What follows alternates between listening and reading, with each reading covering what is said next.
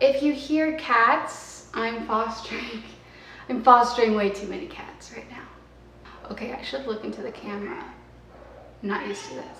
Breaking fourth wall. Shh. This is very important. Mama. Hi, my name's Michelle. I have been getting a lot of comment requests on my last video that I did like 3 years ago for updates on how my symptoms have been post-surgery, which was a total colectomy with ileo-rectal anastamosis. Or was it a subtotal colectomy with ileo-rectal anastamosis? There's so many words, but the point is they took everything out of my colon except I think your rectum might be considered part of your colon. That's why I think it might be semi-total colectomy. But anyway, removed everything from my colon except my rectum, and then they sewed my small intestine to my rectum. So it has now been 4.5 years post-surgery. Life after surgery, 4.5 years after surgery, I feel like is fairly similar to what my 1.5 year video was, but I'm still gonna go through everything because things might have changed and I didn't even realize it. So I'll just kind of summarize what I've noticed. I have been reluctant to make another video because I didn't realize how much I kind of wanted to get away from the like motility disorder world. I don't know, it just like took over my life while I was sick and for a while after, and I do want to like help anyone I can, but it was so traumatic for me that I'm realizing I kind of have wanted to just forget that it even happened, even though I do have like things happening because of the surgery and like foods I have to avoid. I just like to pretend that I was never that sick because it was a really freaking dark time. But that's not to say I don't want to make this video, because I do. It's just taken me a while to get around to it. So I want to start out by saying I was diagnosed with colonic inertia. I know a lot of people that have reached out to me either have Crohn's or UC, and not a doctor, not a medical expert. Okay, I would think that post-op, the recovery and just the life conditions overall would be fairly similar.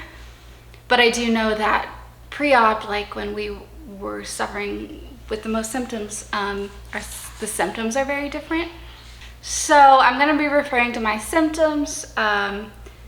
If it doesn't apply to you, just, you know, ignore it or just listen or whatever. And if you are diagnosed with colonic inertia and you feel like your symptoms are different than what mine were, I think that's totally normal, because it's honestly, it's a weird condition and it's very rare, and I feel like they blanket the term for different like idiopathic motility disorders. So if your symptoms are different, don't feel like, oh shit, is that not me? Yeah, it's a weird condition. I don't think doctors know much about it, because pretty much every doctor I've been to since, just like general practitioners, never heard of it, which is doesn't feel great when they're like, colonic inertia, the F is that, and you have to explain the whole thing. It's fine. I don't know exactly where the best place to start is, but I think I'm just gonna start with water and water intake and water absorption. So I was told by my surgeon that, from my understanding, the colon, the large intestine, it has a few main functions, but one of its main functions is to absorb the water that you drink and the water that you get through certain foods. So for a while after surgery, it was pretty easy to get dehydrated through any sort of physical exertion, or just if I didn't drink more water than what the average person of my size should be drinking. But I do feel like now, I mean, it's been 4.5 years, I don't, just kind of slowly got this way, but I feel like I can drink, you know, the recommended amount of the person my size per day, and I do feel like my small intestine has kind of taken over that duty, which is what my surgeon said it would do. It said it would kind of start to learn that, hey, nothing is absorbing this water, maybe I should absorb this water. So yeah, as far as I know, my small intestine is now absorbing the water I drink and eat. So I've not been getting dehydrated as easily as I was a year and a half out. So next I want to go through the foods that I personally have trouble with, but I do not think this is universal for this surgery. I think this is very much dependent on each person, but I'll go through them. And all the ones that affect me now affected me before surgery, but before surgery, pretty literally every food affected me, like every food and sometimes water. One of my symptoms was regurgitating what I ate or drank, and that was everything pre-surgery. Now it's limited to specific foods. Again, there's a lot more I can eat post-surgery, and I'm so thankful for it. So for me, chickpeas or chickpea-based things like hummus or whatever else is made with chickpeas, those bother me. Those cause me to like kind of regurgitate, some acid reflux. Grapes, specifically red grapes. I know red grapes bother me. I haven't tried green grapes since discovering red grapes bother me. They also make me regurgitate. Gluten makes me super bloated, and I will be regurgitating for the next 12 hours. Cannot do gluten. Thankfully I live in Los Angeles and it's pretty easy not to do gluten. I think those are the main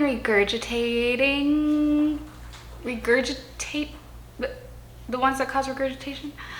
I also have, it hurts my stomach, like the organ of my stomach, to eat pineapples. I think just because they're so acidic. Watermelon, not really sure why. Watermelon kind of makes my mouth itchy and my stomach hurt, so I'm probably just slightly allergic to watermelons. I think that's all. The fruits that are great for me personally are like any sort of berry and apples. Oh my gosh, Elvis is coming over. Do you want to visit? Come here. He doesn't like it when I pick him up though. Come here. Oh, come here, little baby. Do you want to say hello? I'm sorry. We gotta get you used to being picked up so you can get adopted. Okay? There you go. You can take your face. Okay. Put you down. Okay, back to foods. So those are the main foods that cause any sort of reaction for me.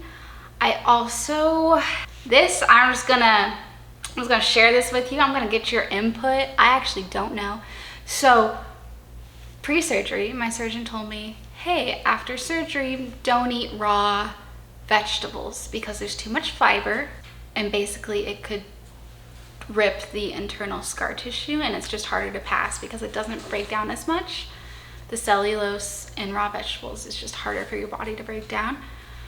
So I only eat cooked vegetables. Just avoid raw, avoid like salads, raw vegetables, things like that I don't do. But I was looking at a forum of people with motility disorders on Facebook again, and a lot of people said their surgeon told them just up to 1 year post-op, don't eat them because your body's still healing. So maybe I'm allowed to eat them now. I don't know. I'm not a huge vegetable fan anyway, so like it's fine. But it would be nice to know. I do know when I don't cook broccoli enough, it kind of hurts to pass it because we all talk about shit here, okay? We're used to talking about shit. Basically, a lot of times it's more liquidy. Most of the time it's more liquidy. There'll be like 5 days a month where it's kind of solid for me. But if it's all liquidy, you don't have the colon, you don't form that soft casing that the normal body is supposed to do. So basically I'm just shitting out broccoli sometimes if I don't cook it enough, and that kind of like feels really weird on your ass, I'm not gonna lie. So I just avoid raw vegetables. Oh, hi Elijah. You wanna come say hi? Come here, my favorite little boy. My favorite little boy. Oh, you like to be held, huh? Little scaredy cat. Oh, you're like, Mom, put me down. Oh, sorry. Okay, won't go down. But that brings me over to bathroom habits, which I know you love talking about. For anyone who gets their period, your bathroom habits are actually very affected by your period, and I believe it is the progesterone. That really, it affects contractions. It affects your uterus to contract and push out the uterine lining, the endometrial lining. However, those chemicals or hormones or whatever is happening that affects the uterine contractions also affect your intestinal contractions. So you will pass stool more quickly, things will go through your body more quickly. That's why you get the period shits. And for me, post-op, I can really tell what my progesterone levels are, because I would say I go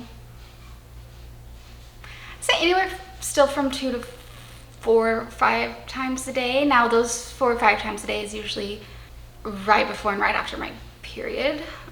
Sometimes I'm too swollen down there for anything to get through, but probably need to get that checked out. But anyway, it's 4 or 5 times a day around my period, and other than that, it is 2 to 3 times a day.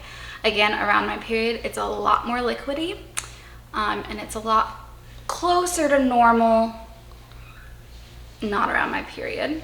And those normal aren't going to be as normal as they were before, because I have discovered, again, I don't know how to put this lightly, but you know, the shape of a healthy poo in a normal person is it's the circumference of your large intestine, basically.